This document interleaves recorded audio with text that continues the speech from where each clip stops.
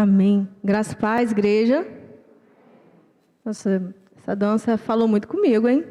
Deus abençoe, Nézia. E é assim, né? Deus fala sim, Deus fala não, Deus fala espera. E cabe a nós entendermos o tempo de Deus para todas as coisas. Como isso é difícil, gente. Tão fácil de falar e tão difícil de viver. Feche seus olhos em nome de Jesus. Senhor, nós queremos te louvar, te bendizer. E dizer que Tu és o nosso único Deus, a quem nós podemos e precisamos recorrer. Vem agora, Senhor, e continue falando conosco, Senhor, em nome de Jesus. Nossos ouvidos estão abertos, nosso coração também, Senhor. Se manifesta hoje nesse lugar, em nome de Jesus, como Tu tens feito, Senhor. Fala através de nós e conosco, no nome de Jesus nós choramos. Amém. Abra sua Bíblia no segundo livro dos Reis, capítulo 4, a partir do 1. Segundo livro dos Reis, 4, a partir do 1.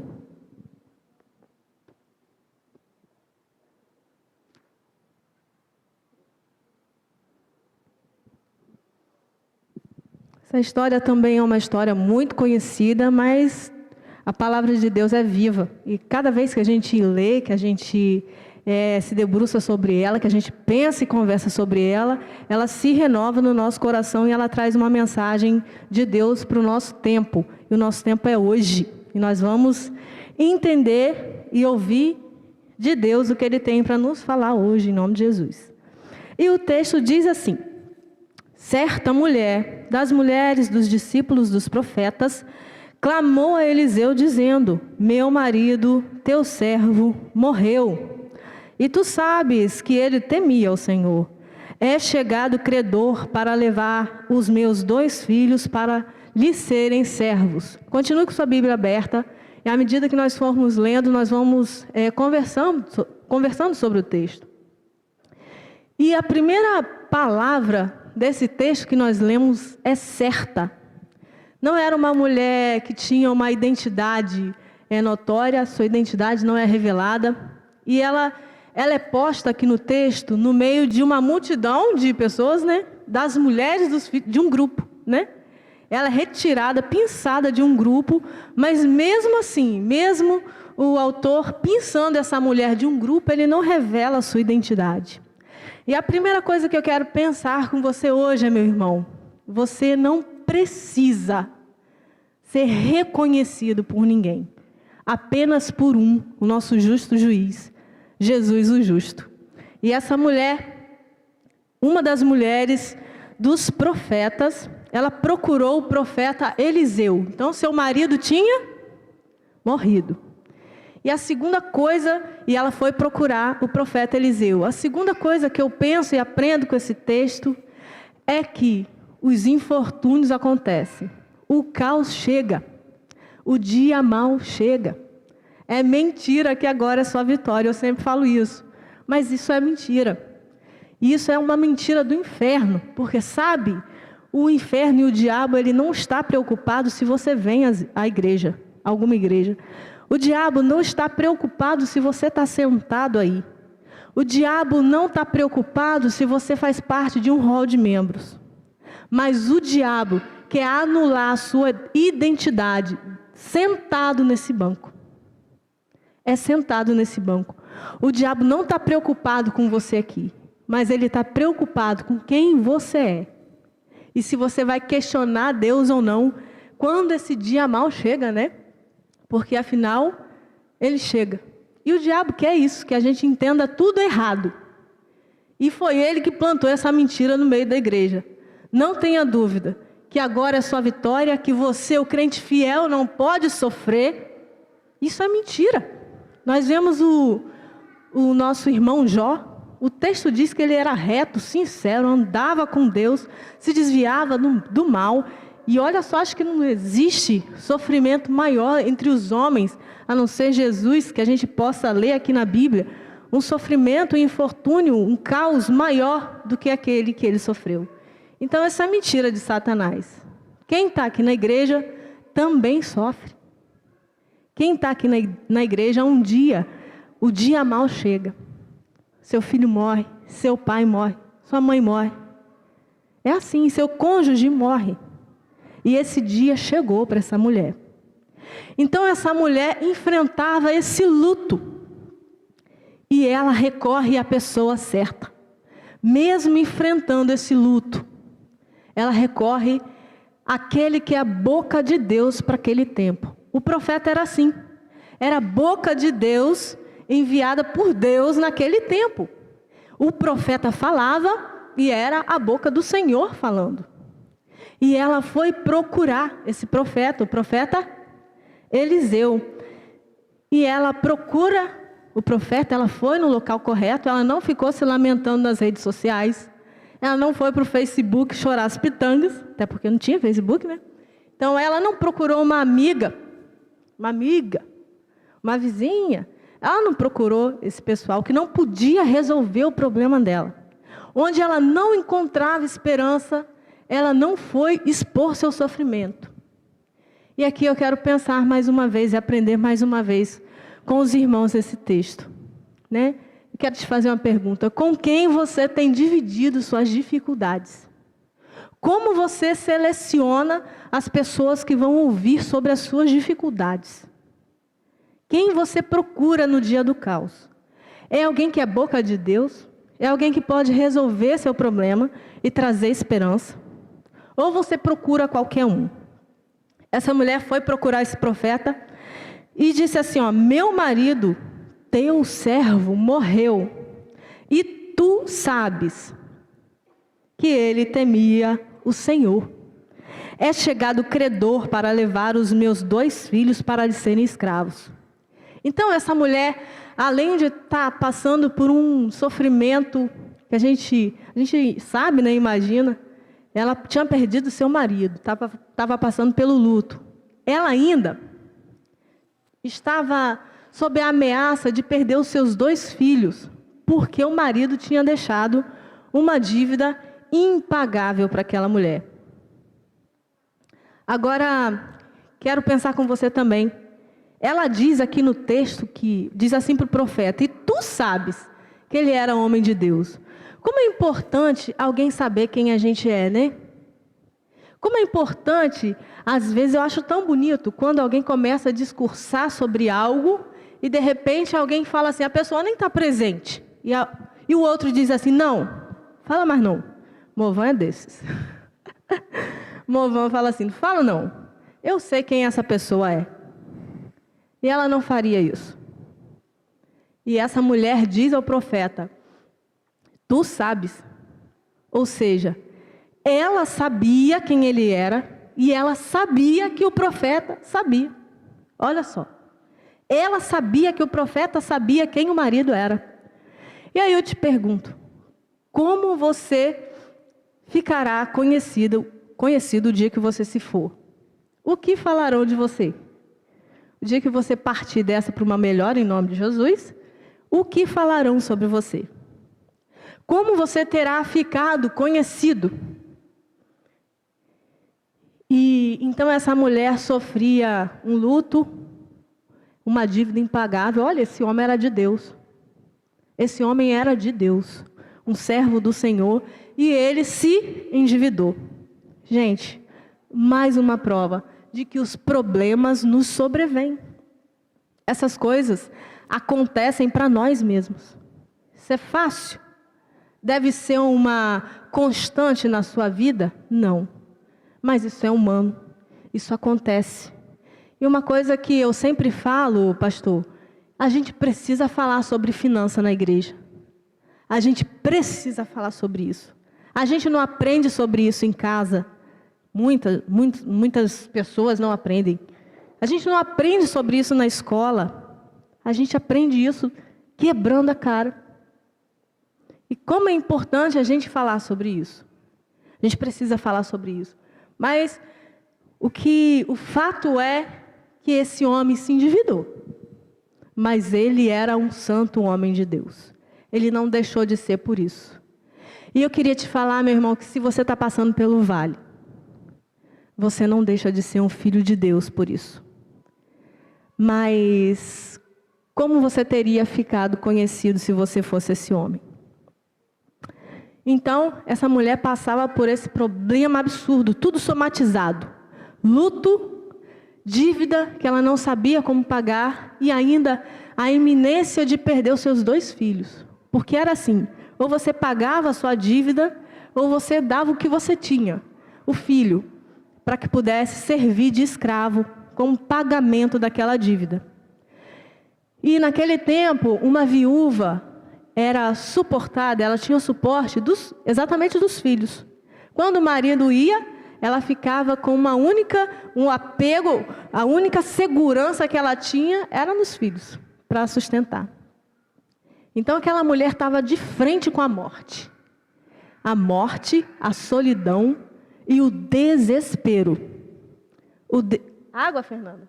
Não precisa, não consigo beber não, minha filha. Ela estava de frente com a morte, o luto, a solidão, o desespero. Imagine a vida dessa mulher. Só que ela vai no lugar correto.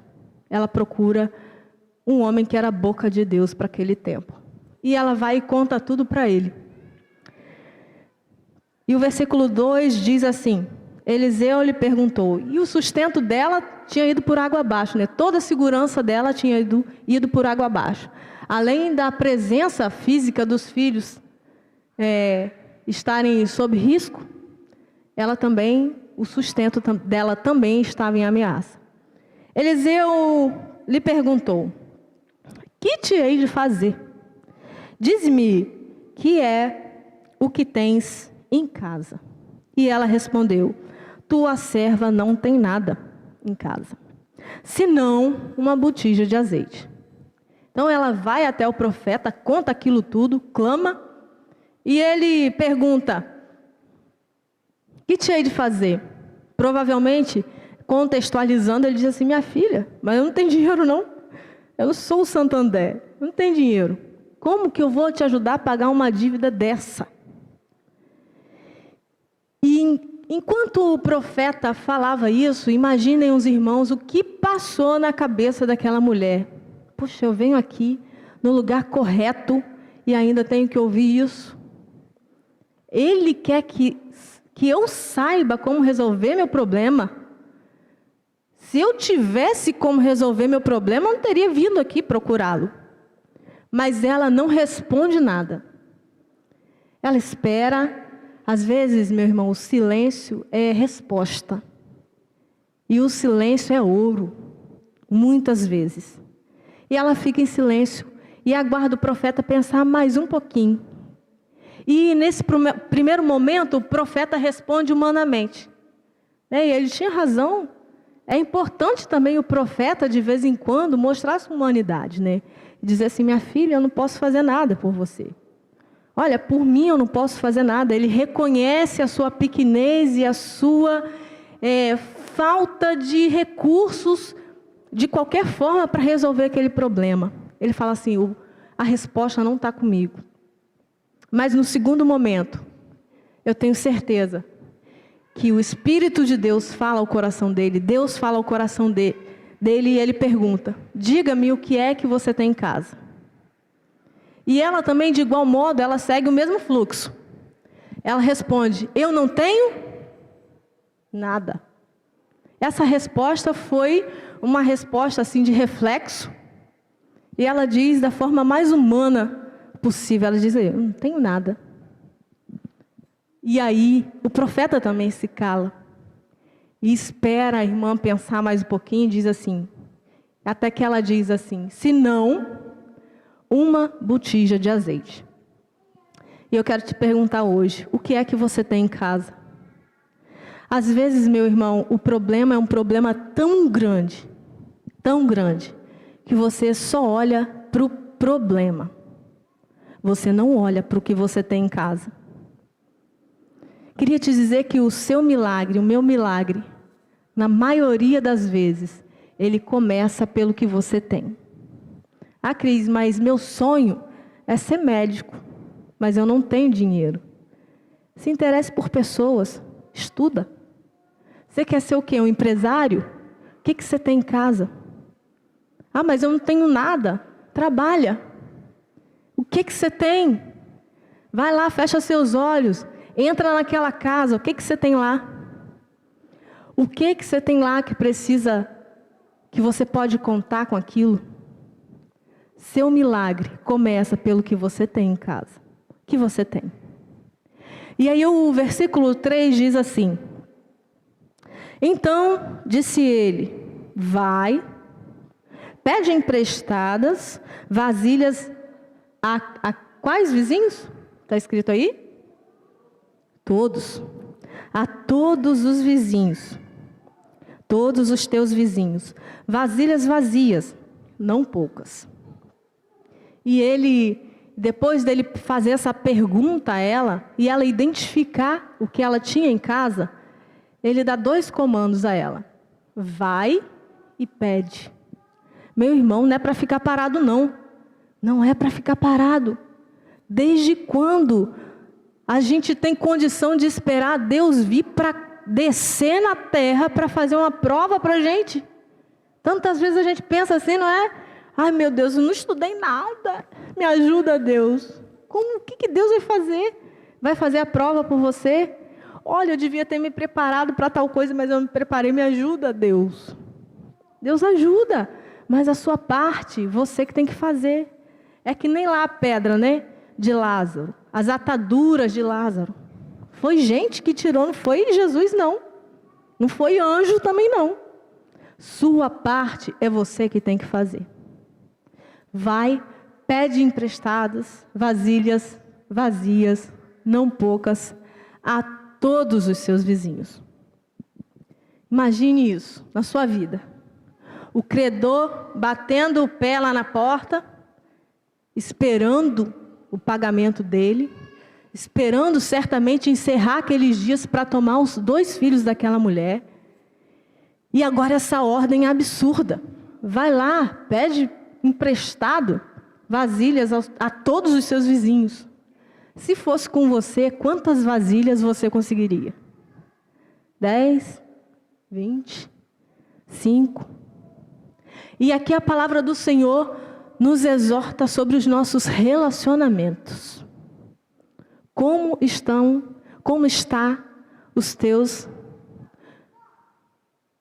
a tua relação com seus vizinhos, com a sua família, com seus irmãos?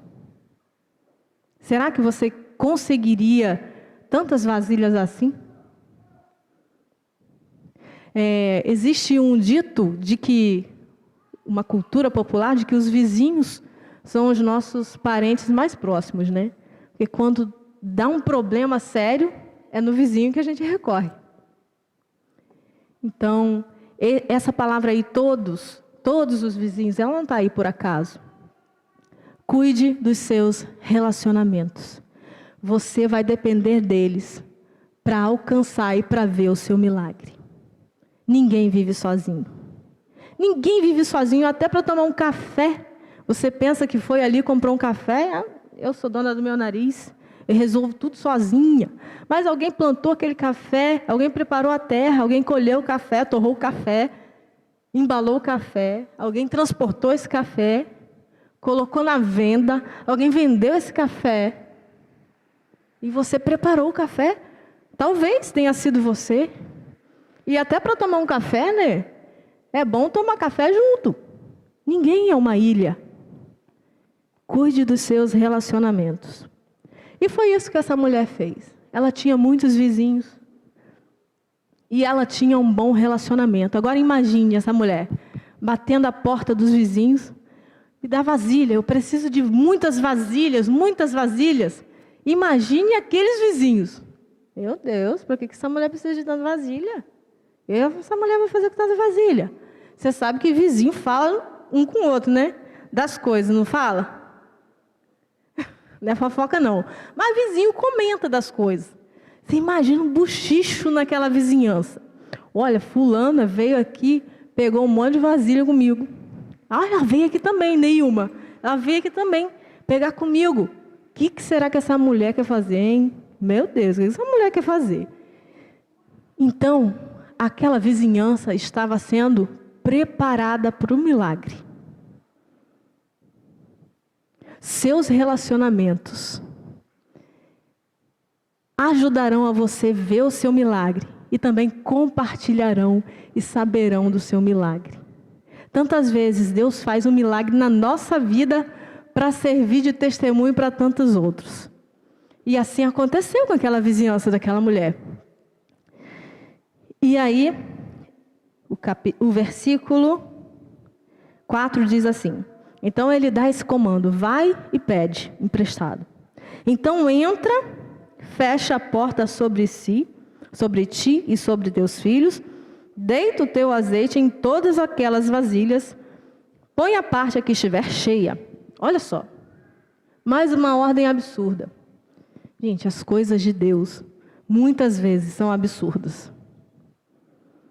Você ia executar um comando desse? É preciso ter fé, antes de tudo, para ver um milagre acontecer. Você tem fé? E ela assim executou, assim ela fez. Então ela entrou, partiu pois dele, o versículo 5, e fechou a porta sobre si e sobre seus filhos. Estes lhe chegavam as vasilhas. Agora imagine a cena. Os filhos vendo aquilo, e eles traziam a vasilha para a mãe, e ela as enchia. Cheias as vasilhas, disse ela a um dos filhos: imagine aquela casa repleta de vasilha, não tinha lugar mais para nada. E disse a ela: chega-me aqui mais uma vasilha. Mas ele respondeu: não há mais vasilha nenhuma. E o azeite parou. E por vezes também, meu irmão, o seu milagre vai acontecer sob um teto, 4 paredes, portas fechadas. Foi assim com a filha de Jairo. Foi assim com Dorcas. Às vezes o milagre é assim. Foi assim com o filho da sunamita. Muitos milagres você vai viver trancado sobre 4 paredes, um teto, portas fechadas. Mas não é que você tenha que esconder aquele milagre, porque aquilo já foi sendo plantado. Deus vai fazer com que as pessoas saibam do seu milagre. E imagine que aquela casa cheia de vasilha, olha, não foi pouca vasilha não. Não foi porque o versículo posterior, o versículo 7, nos dá a ideia de quanta vasilha foi. Que diz assim, o 7. Então foi ela e fez saber ao homem de Deus. Olha só, ela voltou para contar a história. Sabe o que acontece? Às vezes a pessoa só conta derrota. Você já sentou para conversar com alguém que só conta derrota? Só fala de doença, só fala de desgraça. É coisa terrível, parece que você ligou a televisão na Record. Cidade Alerta, é Record isso? Cidade Alerta, nem sei. Parece que você ligou a televisão naqueles jornais lá de dramáticos. Tem gente assim. Então essa mulher, ela vai no lugar correto para pedir, para clamar, mas ela volta para contar o milagre. O profeta do Senhor precisa saber do seu milagre. Conta a ele suas derrotas, seu caos, mas conta também suas vitórias. É importante para ele, para fortalecer a fé dele, para mostrar que ele está no caminho correto. Faz isso. Deixa de voltar lá e falar com o profeta, não. É importante demais. Então foi ela e fez saber ao homem de Deus, e ele disse: vai, vende o azeite e paga a tua dívida, e tu e teus filhos vivei do resto. Quando você pensar que seu milagre aconteceu e que está tudo bem, não pensa assim não. Tem trabalho para fazer. Tem trabalho no início, tem trabalho no meio e tem trabalho no fim. Ela teve que ir lá pedir as vasilhas, ela teve que encher as vasilhas e ela agora tem que vender o azeite. Tem trabalho, gente. Não é ativismo, é trabalho. Precisa fazer o trabalho. E ele dá mais comandos àquela mulher: vai, vende, paga. Olha, você está pensando que acabou? Monta um negócio. Olha quanto azeite. Quanto azeite essa mulher. Olha o tamanho do milagre dessa mulher. Vai, monta um negócio. Começa a vender teu azeite. Paga a sua dívida. É importante. A palavra de Deus nos ensina assim, olha, dê testemunho aos homens, à sociedade, de como um homem de Deus deve ser. Homens e mulheres de Deus honram suas dívidas. Por mais que esse homem tenha morrido nessa condição endividado, homens e mulheres de Deus pagam o que devem. E essa foi a orientação do homem de Deus. Olha, vai, vende, paga a sua dívida e vivei do resto, você e seus filhos. Tem trabalho para fazer, e tem trabalho para fazer, e tem trabalho para fazer. O seu milagre não é um fim nele mesmo. Seu milagre vai abençoar muitas pessoas. E que assim como essa mulher, nós saibamos ir no lugar certo. Que nós atendamos a voz de Deus. Nós temos a voz de Deus aqui, está clara para nós. Que nós tenhamos fé para viver o nosso milagre. Que nós tenhamos bons relacionamentos. Que nós mostremos na sociedade como homens e mulheres de Deus devem se comportar. Nós somos espelho do Pai, né? Que bom que quem visse a mim, visse o Pai. Isso é tão difícil. Mas os homens têm que ver Jesus em nós. Tem uma história antiga que diz que um missionário estava passando, pregando, e de repente passou uma outra pessoa, não sei muito bem a história, sou ruim, péssima de história, e aí essa outra pessoa passou e estava conversando sobre Jesus, e aí a pessoa da casa falou assim, olha, ele passou aqui. Esse homem que você falou aí, Jesus, ele passou aqui. Aquele missionário era tão parecido com Jesus, que os da casa acharam que era o próprio Jesus. E que nós possamos ser também espelhos do nosso Deus, do Filho de Deus. Ele veio aqui, nos ensinou a viver, como proceder, e que nós tenhamos fé para viver cada dia nosso milagre. Não importa o tamanho que ele seja, não importa o tamanho da sua dificuldade. Eu tenho certeza que você hoje tem muitos problemas. Todo mundo, se eu for perguntar aqui, problema é um negócio que todo mundo sabe contar. Às vezes a gente tem dificuldade de contar um milagre, mas tal de problema, você pergunta, todo mundo sabe contar. Todo mundo aqui tem um problema. Tem gente que tem muito problema. Talvez o meu problema seja muito grande para você não suporte, mas talvez o seu também não suporte, né? Mas eu tenho certeza que ninguém está com um problema desse daqui, não. Pode ser, talvez. Eu acho que ninguém está com um problema do tamanho desse aqui hoje, não. Cheio de dívida, os credores à porta esperando para levar os seus filhos, uma casa em luto, tudo isso somatizado. Não olhe para o tamanho do seu problema. Olhe para o tamanho do Deus que você serve. Isso é tão clichê, mas isso é tão certo, tão correto. Olhe para Ele, o alvo. E a gente olhando para Ele, todas as coisas se apequenam quando a gente tem um olhar fixo em Cristo, que é o consumador da nossa fé, da nossa salvação e da nossa vitória. Em nome de Jesus, que o Espírito Santo de Deus complete a mensagem no coração dos irmãos. Amém?